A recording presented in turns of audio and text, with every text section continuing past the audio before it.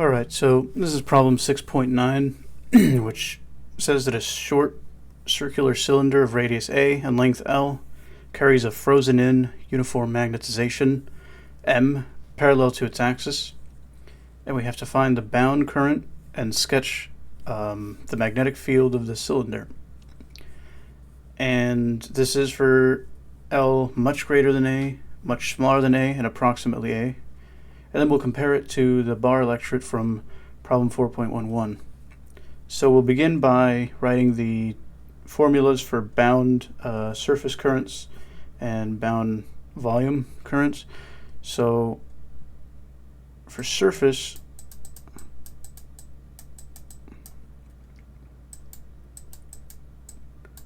it's going to be K sub B equals M cross N hat, and for volume it's going to be J sub B equals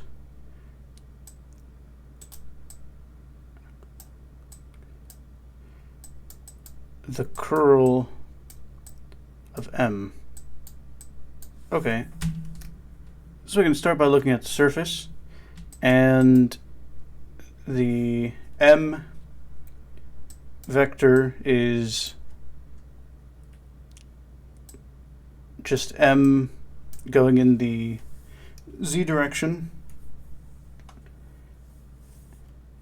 and the N hat is just the radial S hat direction. So Z hat cross S hat, there's only one possible answer here, and we're just going to get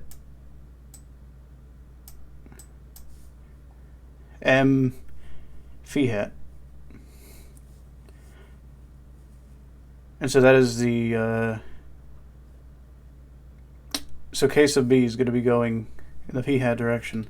And then for J sub B, for the volume, bound volume current, well, the thing about this is we're taking the curl of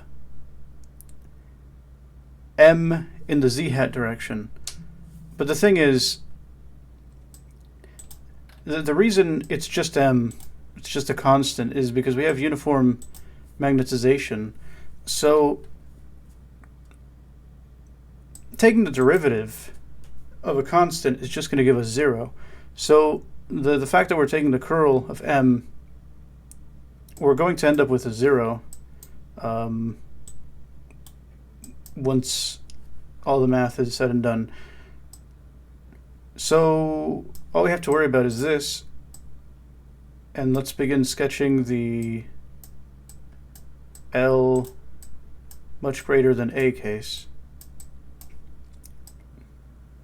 So for this one, I will attempt here to draw a long tube, because we have the length that is much longer than the radius, and we're moving, let's see, so K is in the phi direction, just like this, and M is moving along the axis, parallel to the axis, I mean. And for our magnetic field, we can just use the right-hand rule and see that it's going to be pointing that way as well. And so we'll end up with these long field lines like this.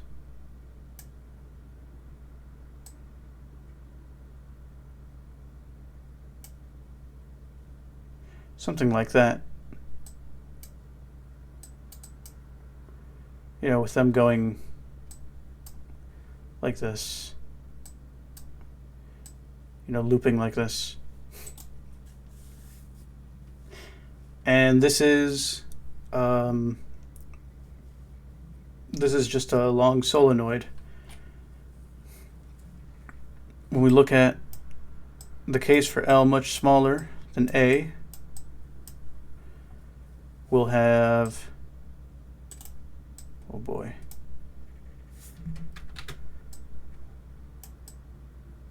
I'm not going to give it too many attempts, but let's try to at least make it half decent.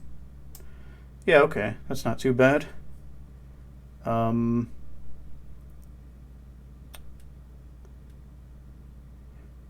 Sure, I mean, I guess, yeah, there we go. Okay, so now L is much shorter than the radius. And so we're still moving, for K, we're still moving in the phi direction. And so again, the B field is just moving like this, going through the cylinder, and it forms these rings up here.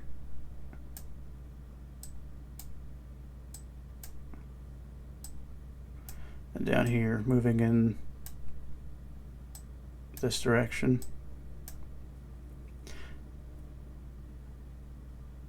I should probably write this down so that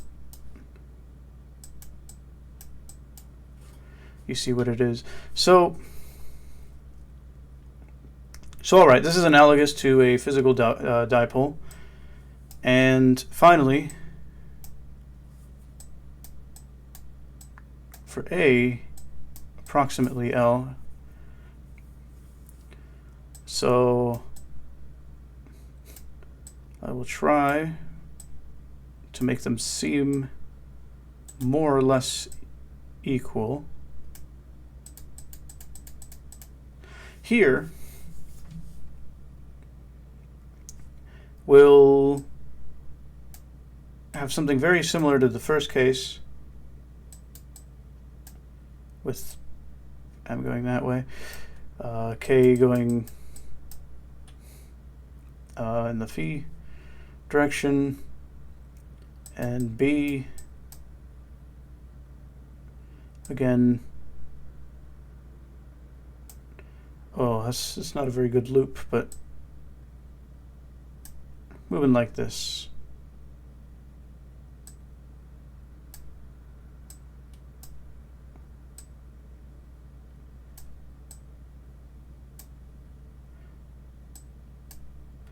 Well, at least I tried. At any rate,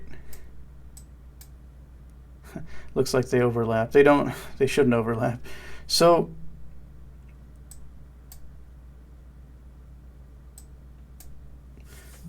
this is essentially what we have, our three, well, my 3 attempts at a sketch, at least.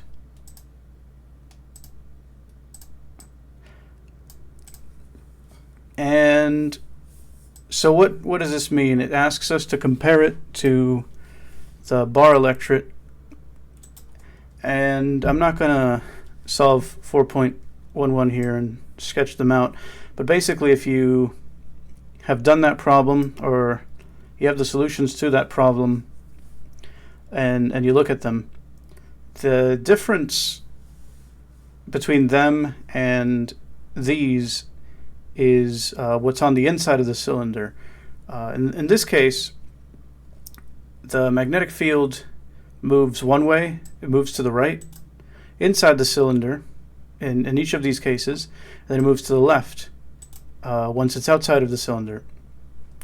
And in problem 4.11, I believe they all move to the left, inside and outside the cylinder. I know that inside and outside they're moving in the same direction.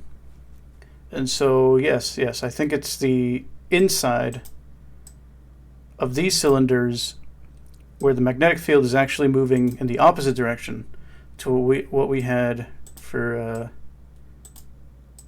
the bar electret case.